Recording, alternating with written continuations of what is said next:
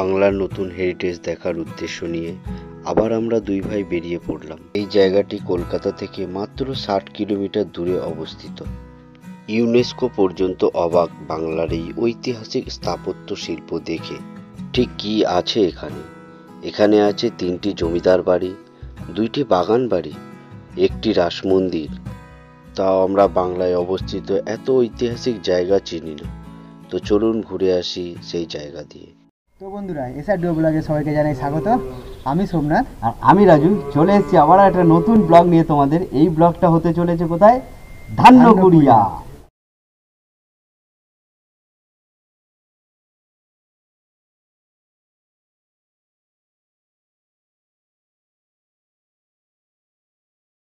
তো এই ধান্যকুড়িয়ার মধ্যে রয়েছে বাংলার রাজাদের অজানা ইতিহাস, যেগুলো হয়তো আমরা বইয়ের পাতাও ঠিকঠাকভাবে জানি না, বইয়ের পাতায় নেই নেই সত্যি কথা। ঠিক আছে, তো সেটাকে আজকে আমরা তোমাদেরকে ঘুরিয়েই দেখাবো। হ্যাঁ, আর সাথে আরও দেখাবো সেটা হচ্ছে তখনকার রাজাদের যে আমোদ প্রমোদের জায়গা, যেটা আজকের দিনে আমরা ওয়ো নামে চিনি।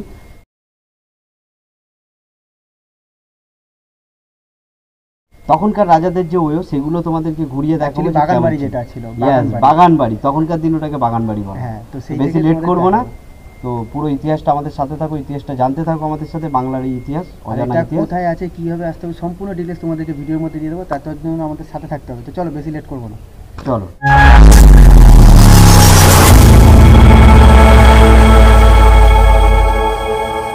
আমি এখন দাঁড়িয়ে আছি এখানে সোমনাথ আসবে। তারপরে এই রাইডটা আমরা আজকে বাইকে করব, মানে বাইকেই যাব আজকে যে ব্লগে যেখানে যাচ্ছি, তার জন্য দাঁড়িয়ে আছি। সোমনাথ বাইক নিয়ে আসবে, তারপর আমরা বাইকে করে যাব।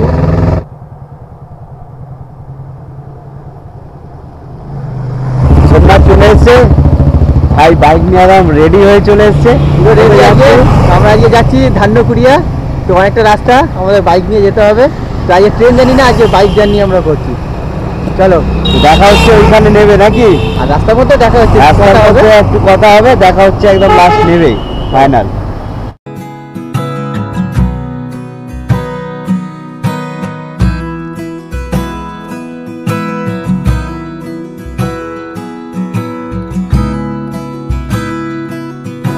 প্রায় 1.5 ঘন্টার মতো জার্নি করে আমরা চলে এসেছি এখন হারোয়া। এখানে একটু জল টল খাবো, তাই একটু দাঁড়িয়েছি। তাই ভাবলাম তোমাদেরকে একটু জানিয়ে রাখি। এখান থেকে আরও ঘন্টাখানিক লাগবে, ওখানে গিয়ে দেখা করবো তোমাদের সাথে একদম স্পটে গিয়ে।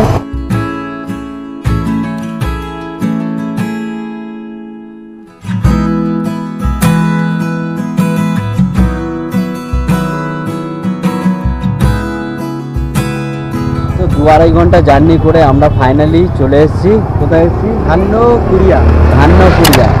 এটা খুব ঐতিহাসিক জায়গা, অনেকে হয়তো এর বিষয়ে জানে না।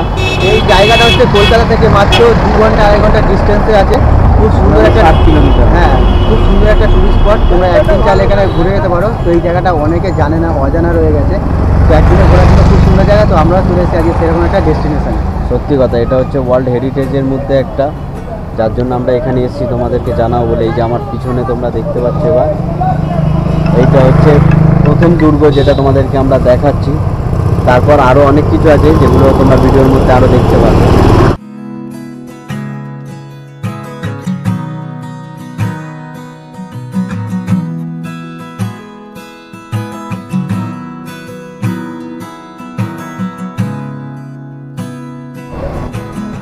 এটা হচ্ছে গায়েনদের বাগান বাড়ি।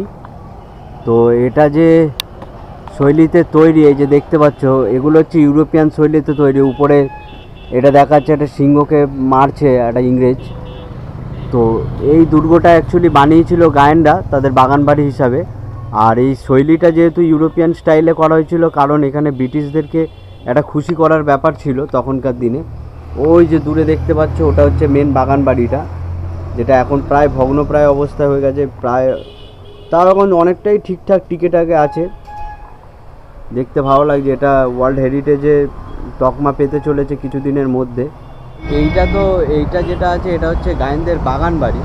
তো গায়েনদের যে রাজবাড়ি, মেন যে বাড়ি যেখানে তারা থাকতেন, এটা তো আমোদ প্রমোদের জায়গা ছিল। এখানে ব্রিটিশরা মানে আসতেন, এখানে বাইজি ডান্স করানো হতো এক সময়। মানে টোটালটাই আমোদ প্রমোদের জায়গা, বুঝতেই পারছেন, বাগান বাড়ি বলে কথা। এখনকার দিনে বাগান বাড়িতে কী কী হয় সেটা তো বুঝতেই পারছেন। তো সেরকমই কিছু ছিল। তাদের যে আসল রাজবাড়ি সেটাতেও আমরা যাব, সেটাও তোমাদেরকে দেখাবো রাজবাড়িটা। এটা ভিতরে ঢুকতে দিচ্ছে না বলে আমরা ভিতর থেকে দেখাতে পারছি না, বা যতটা চেষ্টা করছি বাইরে থেকে তোমাদেরকে জুম করে দেখানোর। তখনকার সময়ে এক বাঙালি পাট ব্যবসাদার তার ব্যবসায় প্রচুর অর্থ উপার্জন করতে লাগলো। ব্রিটিশদের সাহায্যে বাইরে রপ্তানি করতে লাগলো পাট। তারপর সে হয়ে উঠল জমিদার। তার নাম মহেন্দ্রনাথ গায়েন। আর সেই ব্রিটিশদের খুশি করার উদ্দেশ্যে তিনি এই বাগান বাড়িটি বানান, যা আজ গায়েনদের বাগান বাড়ি নামে পরিচিত।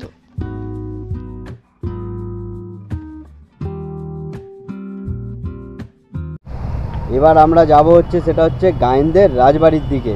ফাইনালি আমরা চলে এসেছি গায়েন রাজবাড়ি। তো এই গায়েন রাজবাড়ির বাইরের অংশ, আমরা এবার ভিতরের দিকে যাব, ভিতরে পারমিশন নিয়ে ঢুকবো। তো বন্ধুরা ফাইনালি আমরা চলে এসেছি ধান্যকুড়িয়া গায়েন রাজবাড়ি।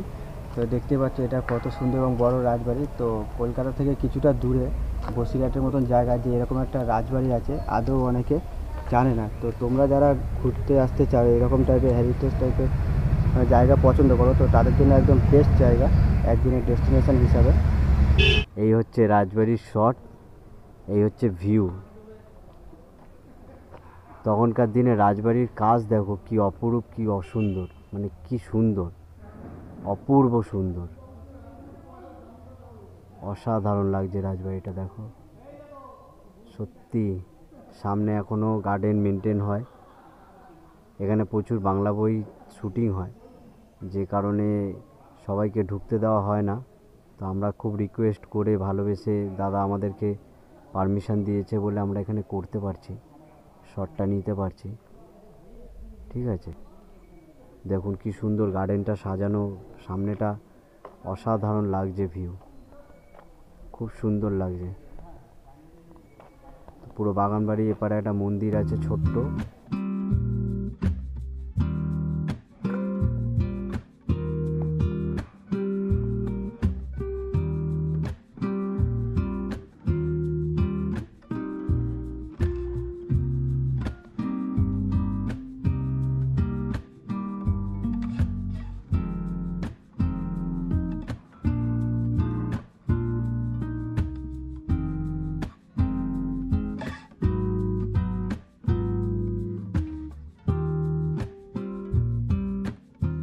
তো এখানে সত্যি কথা সবাইকে ঢুকতে দেওয়া হয় না, আমরা খুব রিকোয়েস্ট করে ঢুকেছি। দাদা আমাদের খুব ভালোবেসে ভিডিওটা করতে দিয়েছে তোমাদের জন্য, সত্যি আমরা রিকোয়েস্ট করেছি। তো এটা এমনি সময় বন্ধ থাকে, বাট দুর্গাপুজোর সময় এটা খোলা হয়।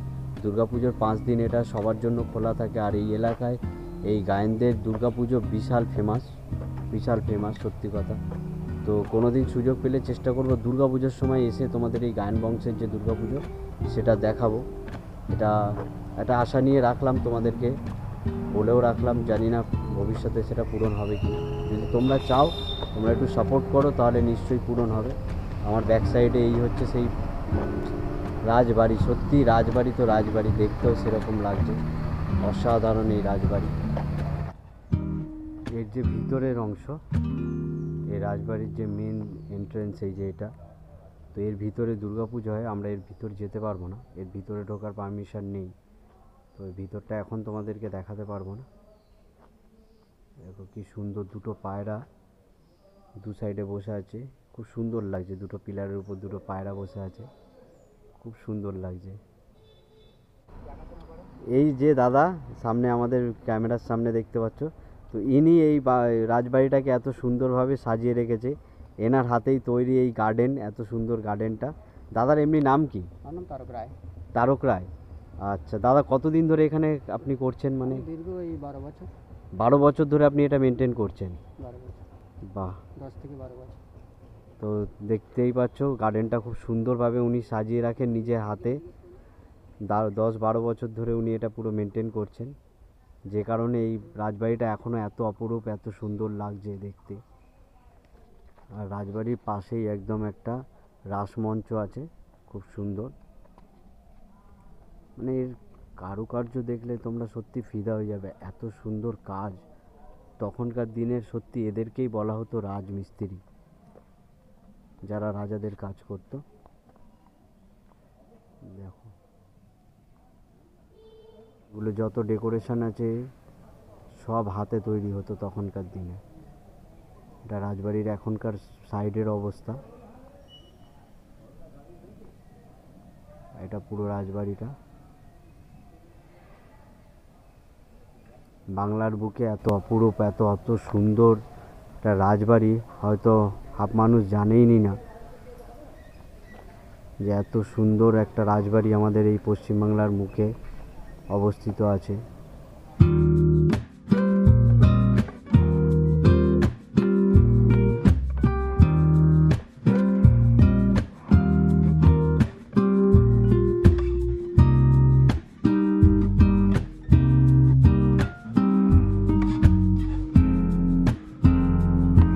তো এই ছিল গায়েনদের রাজবাড়ি আর তার হিস্ট্রি। তোমাদের কেমন লাগলো সেটা অবশ্য জানিও। তো এতক্ষণ ধরে আমরা ঘুরলাম গায়েন রাজবাড়ি, আর তার আগে দেখালাম তোমাদের গায়েনদের বাগান বাড়ি, তো আমোদ দুটো- প্রমোদ বাড়ি। তো দুটোই ঘোরা আমাদের কমপ্লিট হয়ে গেছে। এবার আমরা যাবো আমাদের নেক্সট ডেস্টিনেশন, যেটা হচ্ছে বল্লভদের রাজবাড়ি। বল্লভদের রাজ। হ্যাঁ, তো আরো চলো, এখানে আরো এখানে জিনিস আছে, আরো আছে, সেটা সেগুলো দেখাবো রাসমঞ্চ তোমাদের, আছে। সবকটাই সবই- তোমাদের দেখাবো। হ্যাঁ, সবই দেখাবো। তো এখন যেটা আমাদের যেতে হবে সেটা হচ্ছে বল্লভদের রাজবাড়ি।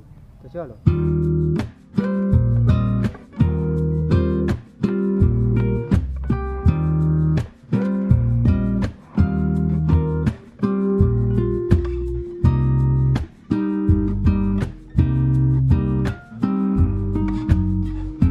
ঘুরতে ঘুরতে একটু খিদে পেয়ে গেল, তো আমরা চলে এসেছি এখানে মহাপ্রভু মিষ্টান্ন ভাণ্ডার। সামনে একদম গরম গরম কচুরি ভাজছে কাকা। তো এটা দেখে লোভ লেগে গেল, আমরা চলে এসেছি খেতে। তো তোমরা এখানে এলে এরকম এই দোকান থেকে এরকম খাওয়া দাওয়াটা সেরে নিতে পারো। খুব সুন্দর টেস্ট খাবারের। তো আমরা একটু টুক করে খাওয়া দাওয়াটা সেরে নিচ্ছি। কেমন লাগছে তোর ভালো টেস্ট? কচুরি। হিঙের কচুরি। এখানে ঘুরতে এলে এখানে খুব সুন্দর একটা মিষ্টির দোকান আছে, দারুণ খাবার বানায়, সেখানে একটু খেয়ে নিচ্ছি, তারপর বাকি সফরটা এরপর। তো বল্লভদের রাজবাড়ি যাওয়ার মাঝেই পড়বে হচ্ছে সাউথের রাজবাড়ি। এই হচ্ছে সেই সাউথের রাজবাড়ি, একদম সেই অংশটা থেকে। এদিকে হচ্ছে মেন গেট। তো আমরা যাচ্ছিলাম বল্লভদের রাজবাড়ি, কিন্তু তার মাঝখানেই পড়ে গেল ওই সাউথের রাজবাড়ি। অসাধারণ এই বাড়িটা সত্যি। তখনকার দিনে রাজবাড়ির যে কাজ খুব অপূর্ব। একটু সামনে দিয়েও দেখানোর চেষ্টা করব তোমাদেরকে। দেখো, তো এর ভিতরে তো ঢোকার পারমিশন নেই, এটা বন্ধ থাকে, ভিতরে কাউকে ঢুকতে দেওয়া না। সামনে এটা হচ্ছে ঠাকুর দালান, ভিতরটায় পুজো হয়। তো এখানেও সেই দুর্গাপুজোর সময় খোলা হয় জনসাধারণের জন্য, নাহলে এমনি সময় বন্ধ থাকে। ভিতরের ইয়েটা দেখাবো। এই হচ্ছে ভিতরের লুক। তো এটাও তোমরা বলতে পারো প্রায় ১৫-২০০ বছর পুরনো একটা স্ট্রাকচার। তো এটাও আমার মতে ইউনেস্কোর তরফ থেকে ওয়ার্ল্ড হেরিটেজে পরিণত করা উচিত। খুব সুন্দর এখনও পর্যন্ত মেনটেন করে রাখা হয়েছে। কাজগুলো দেখো। এখানে আসতে গেলে তোমাদেরকে শিয়ালদা থেকে হাসনাবাদ ট্রেন ধরতে হবে, নামতে হবে কাঁকড়া মির্জানগর হল্ট। ওখান থেকে নেবে কিছুটা দূরেই অবস্থিত।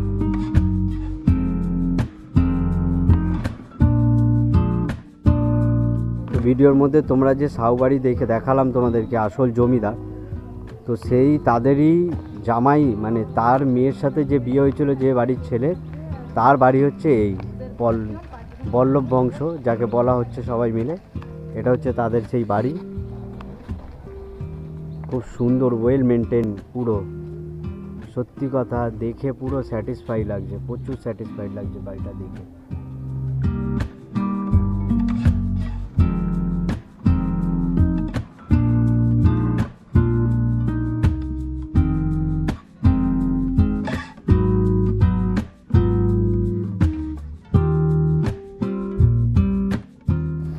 আমরা যে সাউ বংশ তোমাদের দেখালাম, তাদের যে রাজবাড়ি দেখালাম, তো এখানেই তাদের মেয়ের বিয়ে হয়েছিল, তার জামাইয়ের বাড়ি এটা। তো এটা এই যে অংশটা দেখছো, এটা সাউ বাড়ির, সাউ বংশের তরফ থেকে এই জমিটা দান করা হয়েছিল তার জামাইকে। তখনকার দিনে ওনাদের এই পুরো এলাকাটা অ্যাকচুয়ালি বলতে পারো সাউ বংশেরই অংশ ছিল পুরোটাই। আস্তে আস্তে মানুষ বসতি বেড়েছে, কিন্তু তাদের যে সম্পত্তি তার বলতে পারো 25 ভাগ অংশ তাদের এই বল্লভ পরিবারকে দেওয়া হয়েছিল তখনকার দিনে।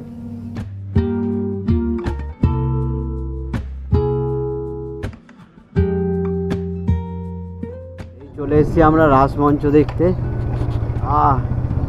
ওয়াও, অপূর্ব রাসমঞ্চটা, খুব সুন্দর। এই হচ্ছে রাসমঞ্চ, গায়ন বংশের রাসমঞ্চ এটা। তো এটা দেখো দক্ষিণেশ্বরের আদলে তৈরি মন্দিরটা, খুব সুন্দর অপূর্ব। কিন্তু এটা নর্মাল টাইমে খালি থাকে, এখানে কোনো পুজো পার্বণ হয় না, শুধুমাত্র রাসের টাইমে এখানে ঠাকুর নিয়ে আসা হয়, তারপর এখানে ঠাকুর এনে এখানে যাওয়া হয়। কিন্তু এর সামনে যে দেখো এই যে মাঠটা আছে, এই মাঠে মেলা বসে, রাসের মেলা। ওই সময় এই এলাকাটা বিশাল যানজট, প্রচুর লোকের আনাগোনা হয়, প্রচুর ভিড় হয়, প্রচুর অনুষ্ঠান হয়। আর এই গায়ন বংশ থেকেই ঠাকুর আসে, কৃষ্ণকে নিয়ে আসা হয় আর এখানে পুজো দেওয়া হয় এই মঞ্চে। এখন তো একদম ফাঁকা মন্দির, ধুধু করছে, শুন পুরো ফাঁকা দেখো, একদম কিচ্ছু নেই এখানে, কোনো মানুষের আনাগোনা নেই, কিচ্ছু হয় না, পুরো ফাঁকা রাস মন্দিরটা। বাট রাসের টাইমে তোমরা এলে এই জায়গাটা অপূর্ব একটা দৃশ্য দেখতে পাবে। তো তোমাদেরকে যেরকম দেখালাম এক এক করে আমাদের গায়ন বাড়ি, সাউ বাড়ি, তারপরে বল্লভ বাড়ি, তো এগুলো দেখতে দেখতে তোমরা কিন্তু এইটা দেখতে ভুলো না, কিন্তু এই জিনিসটা খুব সুন্দর মন্দির, একটা রাস মন্দির। তো একটা জিনিস সত্যি কথা আজ দেখেও ভালো লাগছে, আর জেনেও খুব অবাক লাগছে এটাই যে এত ইতিহাস তাদের, যেগুলো অজানা রয়ে গেছে, হয়তো কোনো দিন বইয়ের পাতায় ওঠেই নি এইসব নামগুলো। কিন্তু আজ যখন আমরা এই মানে রিসার্চ করতে বেরিয়েছি, ঘুরতে বেরিয়েছি, তখন জানতে পারছি যে বাংলার বুকে এত ইতিহাস লুকিয়ে আছে। ইংরেজদের টাইমে এই বাংলার রূপটা অন্যরকম ছিল, সত্যি কথা, যেটা হয়তো আমরা কোনো দিন ইতিহাসের পাতায় কোনো বইতেই আমরা হয়তো খুঁজে পাইনি। এই সব বংশ যেগুলো আজ আমরা দেখতে পাচ্ছি, তাদের বানানো এই যে স্মৃতিগুলো সত্যি অসাধারণ। তোমরা না এলে বিশ্বাস করো, ধারণা করতে পারবে না এত অপূর্ব, এত অসাধারণ জায়গা এগুলো। তো এটা দেখে আমরা এগিয়ে যাচ্ছি, এই যে গেট, এইখান থেকে ঢুকতে হবে আমাদেরকে। সেটা হচ্ছে সাউ বংশের যে বাগান বাড়ি ছিল, সেই বাগান বাড়ির দিকে। দেখো এই যে গেটটা, এটা হচ্ছে সেই সাউ বংশের বাগান বাড়ি যাওয়ার গেট ছিল তখনকার দিনে। তো এই যে ভাঙাচোরা ইটের দেওয়াল, কত ইতিহাস বয়ে রেখেছে হয়তো এই গেটটা। এই গেট দিয়ে হয়তো এক সময় কত ইংরেজ ব্রিটিশরা যাতায়াত করেছে, সত্যি কথা, প্রচুর ইতিহাস। সেটাই খুঁজে দেখবো, আরও ভিতরের দিকে আমরা যাব এখন। তো আমরা চলে এলাম লাস্ট ডেস্টিনেশন যেটা আমাদের, সেটা হচ্ছে সাউ বংশের যে বাগান বাড়ি। তো এই হচ্ছে সাউ বংশের বাগান বাড়ি, আমার পিছনে তোমরা দেখতেই পাচ্ছ। সত্যি কথা, এরাই হচ্ছে এই এলাকার আসল, মানে কি বলবো ওটাকে, জমিদার। সত্যি কথা, এরাই আসল জমিদার ছিল। তো এই বাগান বাড়িতে আমরা এন্ট্রি নিচ্ছি। বাগান বাড়ি কেন বলা হয় একবার দেখাবো তোমাদেরকে। দেখো ধুধু করছে পুরো বাগান, আমের বাগান ভর্তি এইখানে, কত বড়, সেই যে যতদূর চোখ যায় ততদূর ফাঁকা জায়গা। এই জন্যই এদেরকে বলা হতো জমিদার। সত্যি কথা, এরা ওফ, মানে এই যে দেখো কত বড় একটা এলাকা নিয়ে এখানে এই বাগান বাড়িটা তৈরি করেছে। আর শুধুমাত্র এটা কি আমোদ প্রমোদের জন্য, কত বড় বাড়ি দেখো, শুধু আমোদ প্রমোদ, মস্তি করবে, আনন্দ করবে, এই ব্যাপার। এটা হচ্ছে তখনকার দিনের ওয়ো। এই হচ্ছে সামনের লুক, তোমাদেরকে দেখাচ্ছি একদম ফ্রন্টে কেমন অবস্থায় আছে। তো সত্যি কথা বলবো, খুব একটা যে খারাপ অবস্থায় তা না, কারণ 150 বছর, 150-200 বছর বয়স এই বাড়িটার। তো সেই অনুযায়ী বাড়িটা খুব সুন্দরই আছে এখনও পর্যন্ত। এই হচ্ছে এন্ট্রেন্স, এখন সব বন্ধ আছে, ঢুকতে দেওয়া হয় না। এই সাইডে একটা ছোট জায়গা আছে, এই সাইডটা। এই জায়গাটা দেখে সত্যি কথা আমার সেই সত্যজিৎ রায়ের মুভি পথের পাঁচালীর কথা মনে পড়ে যাচ্ছে, কেন জানি না। মনে হচ্ছে এই ফাঁকটা দিয়ে বেরোবে অপু। দেখো এর ভিতর দিয়ে কি দেখা যায় সেটা তোমাদের দেখাবো। বাহ, সত্যি গা ঝমঝম করছে, ভয় লাগছে এই জায়গাটা দেখে। এটা বাগান বাড়ির ভিতরের অংশ। এটা এখন কি বাজে অবস্থায় আছে দেখো। এটা পিছন সাইড, দেওয়ালটা ঘেরা, কিন্তু খুব অবস্থা খারাপ। আমার তো নির্ঝুম ভয় ভয় লাগছে। তো এরকম একটা জায়গা নির্ঝুম, খুব ভয় লাগছে আমার, সত্যি কথা। পিছনটা দেখো পুরো, তো সত্যি এর পিছনে কত মানে কত রকম ইতিহাস এর পিছনে সাক্ষী হয়ে আছে তার ঠিক নেই। হয়তো আমাদের অজানা অনেক সাক্ষী এই এই ফাঁকা জায়গায় হয়তো একসময় কত কি হয়েছে এই ব্রিটিশ টাইমে। ব্রিটিশরা, তারপরে এখানকার এই যে বংশধরগুলো যারা ছিলেন তারাও ভবিষ্যতে কি করেছে তার ঠিক নেই। তোমাদের যেমনি বললাম, এই যে বাংলো বাড়ি, বাগান বাড়ি বলে, এগুলো হচ্ছে তখনকার দিনের বানানো, পার্মানেন্ট বানানো ওয়ো। তোমরা বুঝতেই পারছো সেখানে কি হতে পারে আর কি কি হতো। তো এই জায়গাটাও কি কি সাক্ষী আছে তার ঠিক নেই। সত্যি কথা আমার খুব ভয় লাগছে, একা একা এখানে ঢুকে এসেছি, বাট ভালো লাগছে তোমাদেরকে দেখানোর জন্য আমরা এখানে চলে এসেছি। বাংলার অনেক ইতিহাস আমিও জানলাম, সত্যি কথা। এত বিষয় এত জানতামই না যে আমাদের বাংলার গ্রামে গ্রামে এরকম এরকম রাজবাড়ি মানে এখনও অবস্থিত আছে। তো কেমন লাগছে তোমাদের সেটা অবশ্য জানিও আমাদেরকে প্লিজ বন্ধুরা। আর ভালো লাগলে প্লিজ শেয়ার করে দিও, এটা রিকোয়েস্ট রইল। প্লিজ আমাদের একটু সাথে থাকো, আমাদেরকে একটু সাপোর্ট করো। আমরা চেষ্টা করছি তোমাদের সামনে ভালো ভালো আরও ভিডিও তুলে ধরার। জানি না কেমন লাগছে, বাট প্লিজ সাপোর্ট করো একটু, প্লিজ বন্ধুরা। আবার রিকোয়েস্ট করছি, এটা তোমাদের কোনো পয়সাও লাগে না, কিছু যায় আসে না। সাবস্ক্রাইব করে দাও প্লিজ, সাবস্ক্রাইব করে দাও। তো তোমাদেরকে কেন বলছি এই জায়গাটাকে ওয়েও, সত্যি কথা, এই যে তোমাদেরকে সম্পূর্ণ দেখালাম তিনটে রাজবংশ, গায়েন বংশ, সাউ বংশ আর বল্লভ বংশ। তো তিনটে বংশেরই যে রাজারা ছিল তারা এক সময় এখানে আসতো, একসাথে আসতো। আর এখানে বাইজি ডান্স হতো। এবার বাইজি ডান্স মানে বাইজিদের সাথে আরও কী কী হতো সেটা খুলে বলতে হবে না, যারা আছো তারা বুঝতেই পারছো। তখনকার দিনে রাজাদের ওয়েও এটা। তো এতক্ষণ ধরে তোমাদের ঘুরিয়ে দেখালাম ধান্যকুড়িয়া। ঠিক আছে, ধান্যকুড়িয়া শুধু না, এখানকার যেসব ঐতিহাসিক রাজবাড়িগুলো আছে সেগুলো তোমাদের দেখালাম, তাদের তো ইতিহাস। তাদের ইতিহাস তোমাদেরকে জানালাম। তো বেশ ভালো লাগলো। তোমরাও যারা ভাবছো শীতকালে একদিনের ছুটিতে কোথায় যাবে, একটু এরকম মানে অথেন্টিক টাইপের জায়গা খুঁজছো, তো চলে আসতে পারো ধান্যকুড়িয়া। সত্যি কথা, একদিনের জন্য হ্যাঁ, হেঁটে হেঁটে ঘোরার মতো খুব খুব সুন্দর সুন্দর জায়গা। জায়গা। তো আমাদের আসো, খুব ঘুরে ভালো যাও। লাগে। আর কেমন লাগলো তোমরা জানিও। তো এখানেই ব্লগটা শেষ করব। এখানকার এই ইতিহাস তোমরা যা জেনেছো জেনেছো, আমরা অনেক কিছু জানলাম। তো সব কিছু জেনেই এখানে ব্লগটা শেষ করছি। দেখা হবে আগামী কোনো ব্লগে আমাদের।